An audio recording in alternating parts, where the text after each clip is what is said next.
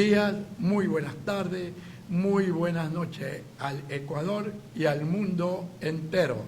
Estamos en el canal de televisión de la Unión Nacional de Periodistas Núcleo del Guaya y en CGN Noticias, Radio y Televisión Online. Hoy día contamos con la presencia del compañero Aurelio Chacha de la CONAIE también, y cuyo tema más importante del momento que se vivió el fin de semana es un análisis del Congreso de la CONAIE. Los micrófonos, Aurelio, son para ti, la gente te escucha, adelante. Gracias, un saludo a su audiencia. Sí, efectivamente el fin de semana se desarrolló el 8º Congreso de la Confederación de Pueblos y Nacionalidades Indígenas del Ecuador, CONAIE. Todos sabemos el desenlace que llevó este Congreso. Creo que fue un Congreso, primero desde la participación, estuvieron todas las nacionalidades y todos los pueblos. Nadie faltó. Nadie faltó. Estaban convocados, todos asistieron.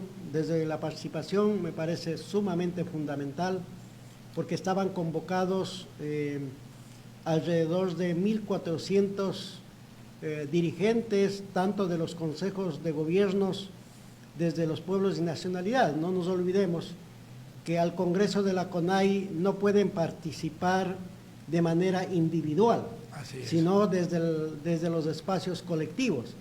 Es decir, nadie que esté inorgánicamente no puede participar, sino es desde los pueblos y nacionalidades, pero desde los espacios colectivos. Eso implica que tienen que participar los dirigentes de las organizaciones de segundo grado, de las organizaciones de tercer grado y de las organizaciones comunitarias.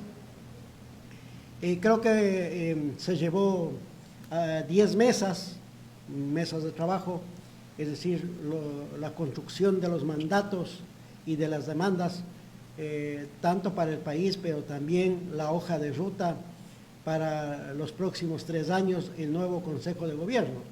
Correcto. Creo que hay ese mandato, pero también hay a nivel político un hecho importante, significativo, que ha recogido varios medios de comunicación, tanto tradicionales, también los alternativos, digitales, con respecto a la expulsión de los 6 asambleístas del movimiento Pachacuti.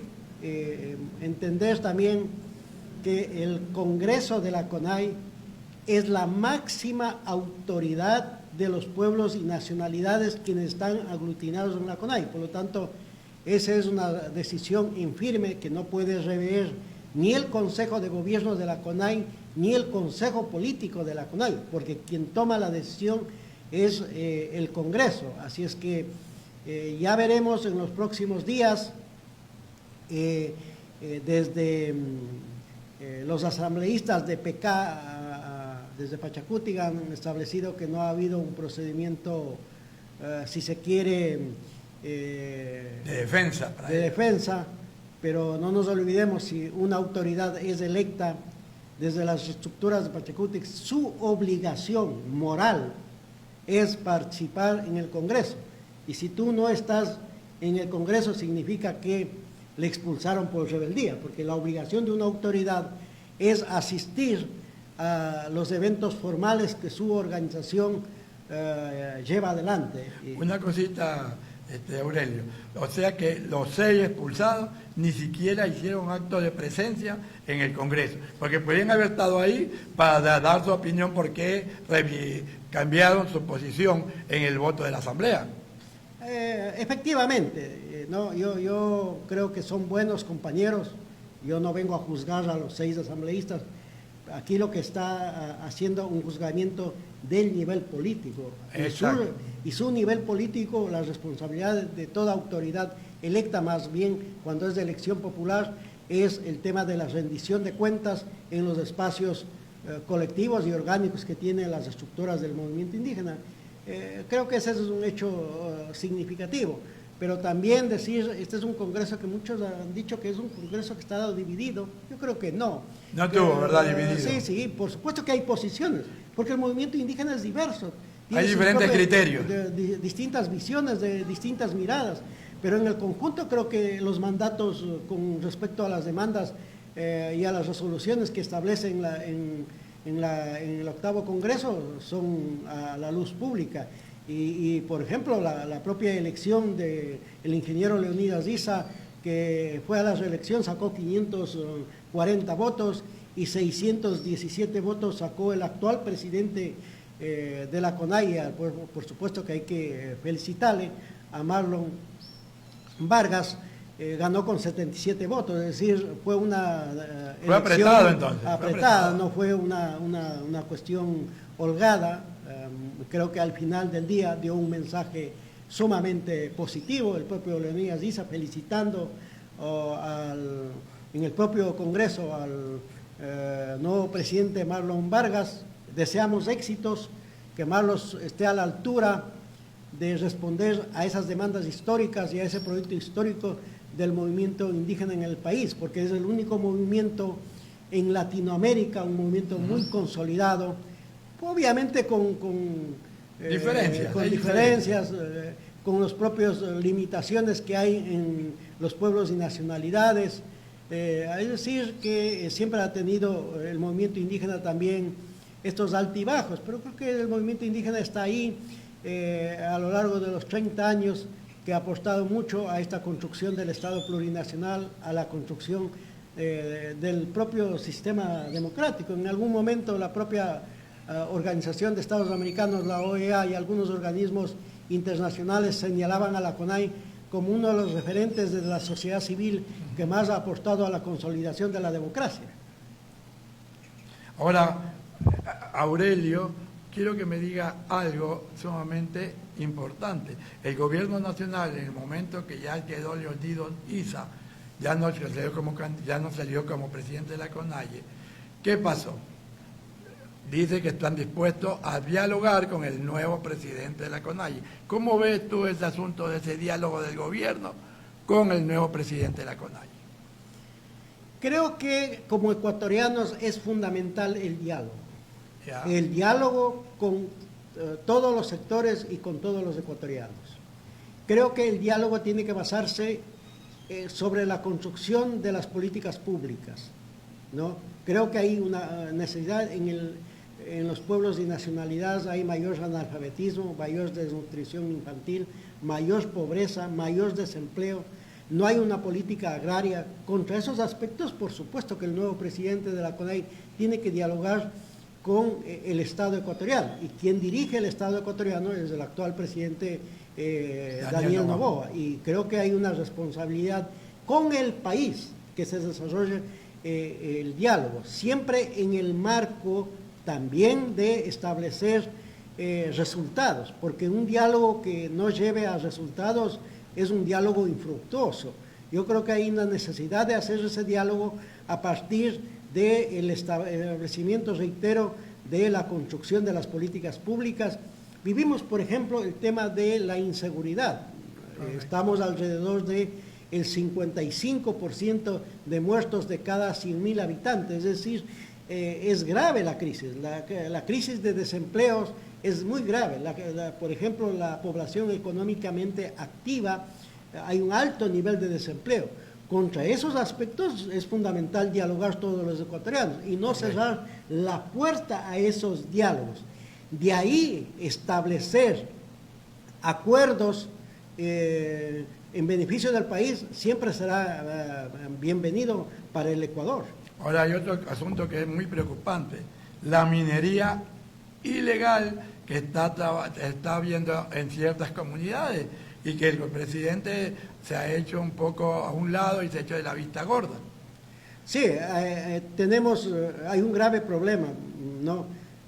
La minería ilegal establece que está, dicho por ejemplo, recojo de acuerdo a los indicadores que ha dado Fernando Carrión, 1.500 millones de dólares se está lavando en la minería ilegal y eso alimenta con respecto a la delincuencia organizada. Contra esos aspectos creo que es fundamental dialogar. Si queremos, creo que el movimiento indígena también demanda la construcción de una política minera nacional, de una política nacional con soberanía nacional, es decir, una política minera que beneficie a las grandes mayorías. Si no, no vemos lo que ha pasado en los últimos 60 años, 50 años que ha explotado el petróleo. Sin embargo, las comunidades indígenas amazónicas siguen en la más absoluta abandono y pobreza. No queremos eso, repetir la historia. Creo que si hay los recursos naturales, tienen que ser en beneficio de esas grandes mayorías. Creo que tiene que ser una discusión seria y responsable, porque al final del día ya está establecido algunas minerías, por ejemplo, por la Fruta del Norte, que establece en el sur del país, es decir, algunas mineras ya están concesionadas. Con respecto a eso, creo que las regalías con respecto a los recursos naturales tiene que beneficiar a las comunidades locales, pero también beneficiar a la gran mayoría del Estado ecuatoriano, y no solamente que esas utilidades puedan establecer en los organismos financieros internacionales. Esa es una discusión muy responsable, muy seria, que tiene que llevar el país, no desde una discusión populista y desde una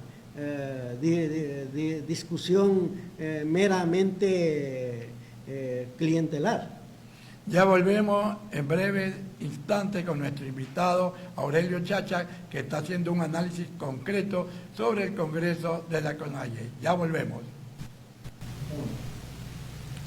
VitaPlus es una de las principales empresas médicas naturalistas con que cuenta el país y está bajo la dirección de la doctora Miriam Cecilia Moyano, quien está prestando ayuda a los diferentes sectores populares en la ciudad de Guayaquil y también en Santo Domingo.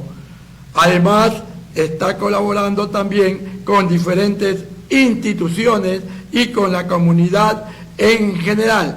También está dando gratuitamente campañas de medicina gratis, totalmente sobre osteometría ósea, también sobre el hígado, sobre el riñón y diferentes enfermedades. Esta es una de las empresas más importantes con que cuenta el... Bueno, retomamos la entrevista con nuestro invitado de hoy, que es el compañero Aurelio Chacha de la CONAIE, quien está haciendo un análisis concienzudo sobre el Congreso de la CONAIE. Mire, don Aurelio, también otra preocupación. El partido como tal, Pachacuti, ¿aceptará la expulsión de los 6 asambleístas hechos por el Congreso, o ellos podrán, por su cuenta y riesgo, ellos sí no los van a expulsar de la fila de Pachacuti, estoy hablando?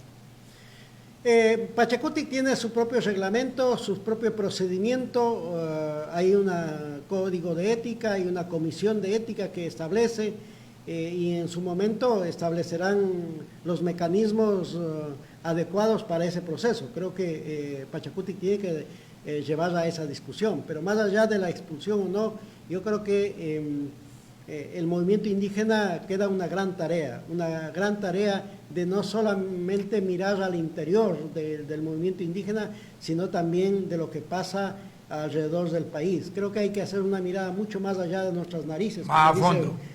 Nuestro pueblo. Creo que hay esta responsabilidad histórica de construir una hoja de ruta que permita salir de la multiplicidad de crisis que vivimos, porque vivimos una crisis múltiple en el país, y a partir de eso creo que hay una responsabilidad de las autoridades electas de establecer con claridad con respecto a la hoja de ruta. Ahora mismo, ¿no es cierto?, tanto el Partido Social Cristiano, ADN y un sector de Pachacuti están votando de manera conjunta en la Asamblea Nacional, pero queremos saber y con absoluta claridad cuál es la hoja de ruta con respecto al tema económico, cuál es la hoja de ruta con respecto a esta nueva política que tiene que generar una política pública para disminuir los niveles de criminalidad, no solamente desde el aspecto punitivo, sino también, por ejemplo, discutir, hay alrededor de 450,000 niños y niñas y adolescentes que están fuera del sistema de escolaridad. Discutir a profundidad estos temas, yo creo que es una responsabilidad de todo el país, no solamente quedar en estas discusiones folclóricas, yo digo semánticas, sino también entrar a aspectos mucho más estructurales, a dar una respuesta mucho más estructural a los problemas que atraviesa el país. Usted dice una gran verdad, porque ahorita el país está atravesando momentos sumamente difíciles, especialmente en lo que es seguridad, educación, salud, especialmente salud. Se ve que la salud está por los suelos, no hay un plan concreto para tratar de salir adelante, especialmente con el seguro social. También usted hay que conocer el problema del seguro social, que lo quieren hasta llegar a privatizar el seguro, porque la idea de privatizarlo es para que la deuda que tienen con el seguro no pagarla, porque no solamente ese gobierno, los gobiernos anteriores también lo usaron como caja chica al seguro social, y usted lo sabe. Entonces, ¿qué pasa? Que en el momento que ya lo privaticen, se olvidan de la deuda. Efectivamente, creo que no tenemos una política con respecto al tema de salud, no hay una política de salud, ha venido desinstitucionalizando la atención de salud, no tenemos una política ni siquiera de atención primaria en salud. Es decir, no hay los recursos necesarios, falta de medicina en los hospitales. Hoy mismo hemos visto de cómo han desmantelado la institucionalidad. Vemos en un hospital que la gente se nos muere en los hospitales por falta de medicina, falta de infraestructura. Es decir, es grave la crisis con estos aspectos que vive el país. Por lo tanto, hay una necesidad de restablecer. Esperemos que el presidente y las nuevas autoridades tomen cartas en el asunto y puedan establecer con absoluta claridad la atención. Se discute de manera coyuntural o la solución la dan de manera coyuntural, pero no a los verdaderos problemas estructurales que tiene nuestra sociedad. Y ahí yo creo que, por ejemplo, el tema de la falta de empleo, creo que hay una necesidad de discutir una política pública, de inversión pública, pero también no solamente, porque en ningún país hemos visto que la inversión privada puede salvar al país, sino desde la generación de políticas públicas de Estado. No quisiéramos tener solamente políticas públicas de gobierno, sino políticas públicas sociales de Estado, establezcan una hoja de ruta. Y ahora nos preguntamos, hay una experiencia, por ejemplo, en Chile. En Chile ha gobernado el partido de izquierda y también los partidos de derecha, pero la hoja de ruta lo establece. Probablemente en los mecanismos, en las estrategias, en las metodologías establecen distinto, pero no cambian estas políticas públicas a largo plazo. Como quisiéramos llegar a acuerdos tipo Moncloa, que en algún momento hizo España, a llegar a estos grandes acuerdos, a estos acuerdos mínimos que ahora mismo decimos como ecuatorianos, porque si no la crisis va a desinstitucionalizar al Estado ecuatoriano. Tenemos graves falencias en el propio sistema judicial y yo creo que hay una necesidad de discutir entre todos los ecuatorianos y sentarnos de una manera mucho más responsable, más allá de los miramientos meramente corporativos o de sectores, sino también repensar un proyecto nacional. Igual en el asunto de la educación, que está por los suelos la educación, y especialmente la educación bilingüe, la universitaria. No hay trabajo, no hay estudio, entonces la gente está yéndose al exterior porque dice que aquí no hay futuro en el Ecuador. Sí, lo único claro que tenemos es que más de 1 millón de personas están inmigrando.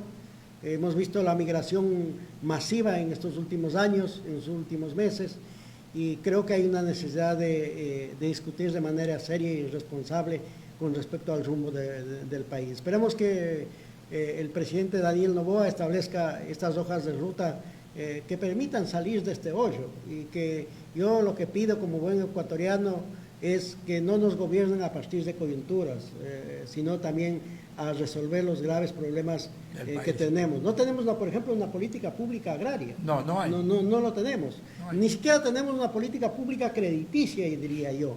No. Y creo que hay una necesidad de discutir estos temas de manera mucho más responsable.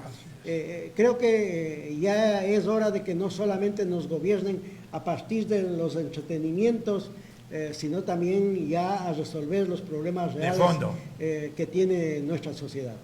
Aurelio, te dejamos con la palabra final, te agradecemos que nos haya aceptado nuestra invitación al programa Frente a Frente y que no sea ni la primera ni la última vez, los micrófonos estarán siempre abiertos para los miles de cibernautas que están escuchando.